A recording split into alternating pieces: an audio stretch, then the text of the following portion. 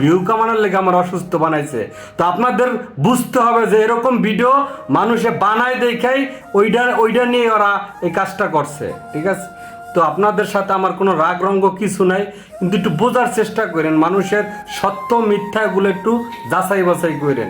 ভাই ভিউর জন্য করলে আমি কখনোই প্রকাশ করতাম না যে অসুস্থ না, আমরা ফানভাবে ভিডিওটা বানাইছি, ঠিক আছে? কিন্তু এরকম অহরহ হইতেছে।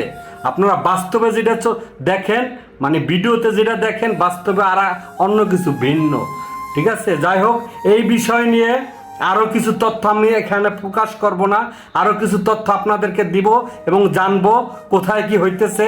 তো এই যে আমার পেজটা দেখতে আছেন, নিয়ামুল হাসান পেজ, এই পেজে আপনারা যাবেন, ঠিক আছে? গেলেই সমস্ত ঘটনা আমি ওখানে খুলে বলবো, ওখানে লাইভ করব, আমরা ওই লাইভের সমস্ত কথা বলবো।